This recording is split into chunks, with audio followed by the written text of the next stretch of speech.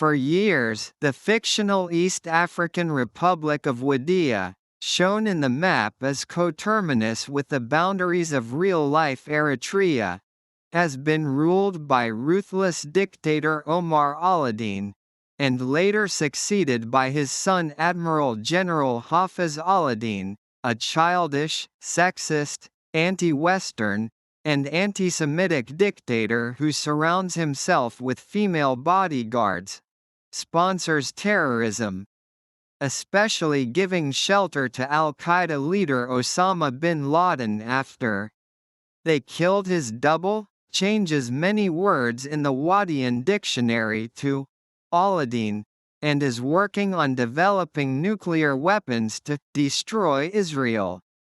He also refuses to sell Wadiya's oil fields, a promise he made to his father before his death. After the United Nations Security Council resolves to intervene militarily, Aladeen travels to the UN headquarters in New York City to address the council. Shortly after arriving, Aladeen is kidnapped by Clayton, supposedly in charge of the security preparations but actually a hitman hired by his treacherous uncle Tamir Mafraad, whom Omar passed over as successor in favor of his son. Tamir then replaces Aladeen with a decoy, a dim-witted shepherd named Efawadh whom he intends to manipulate into signing a document nominally democratizing Wadiya while opening up the country's oil fields to foreign interests. Aladeen escapes after Clayton accidentally burns himself to death in a failed torture attempt. When his burnt corpse is discovered, Tamir thinks Aladeen has been killed. However, Aladeen, who is still alive, is practically unrecognizable as his beard has been shaved off by Clayton. Wandering through New York City in civilian clothes, Aladeen, assuming the false identity of Allison Burgers, encounters Zoey, a human rights activist who offers him a job at her socially progressive, alternative lifestyle cooperative. Aladeen refuses the offer and encounters nuclear Nadal, the former chief of Wadiya's nuclear weapons program, whom Aladeen thought he had previously executed over an argument about the warhead's design.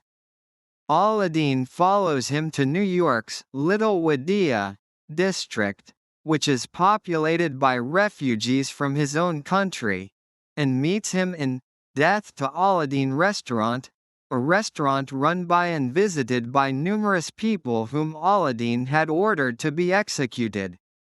After a failed attempt to cover up his identity, Aladeen is accused of being an Aladeen sympathizer by the restaurant's waiter and nearby visitors. Nadal saves Aladeen from being attacked and reveals to Aladeen that all the people he had ordered to be executed are instead sent into exile to the United States, as the executioners are actually a resistance movement.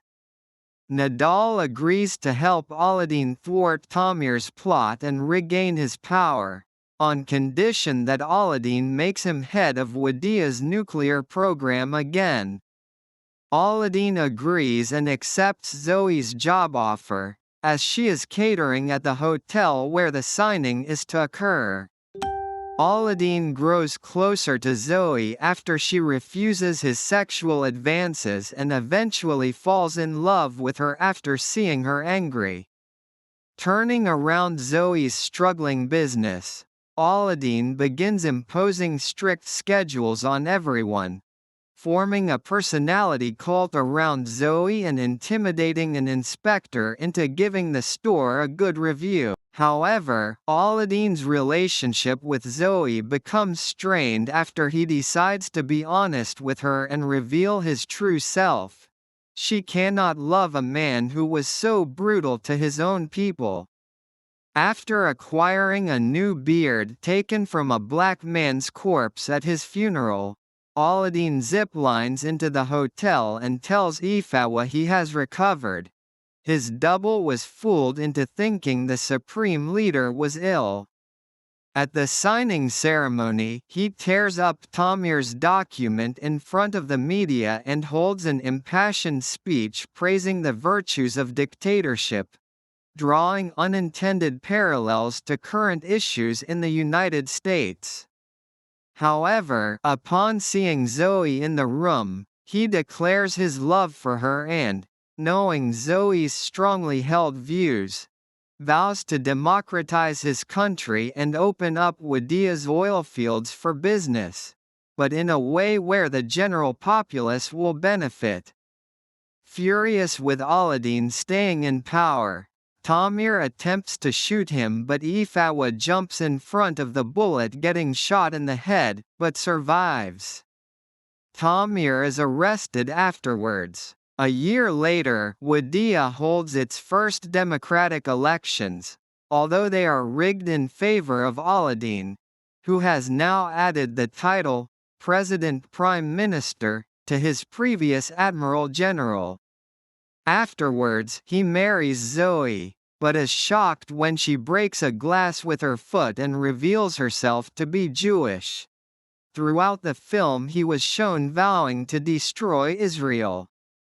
Scenes during the credits show Aladeen's convoy, now consisting of eco-friendly cars, Aladeen visiting a reinstated Nadal, and later Zoey revealing in a television interview that she is pregnant with the couple's first child. Aladeen responds to the news by asking if Zoey is having a boy or an abortion,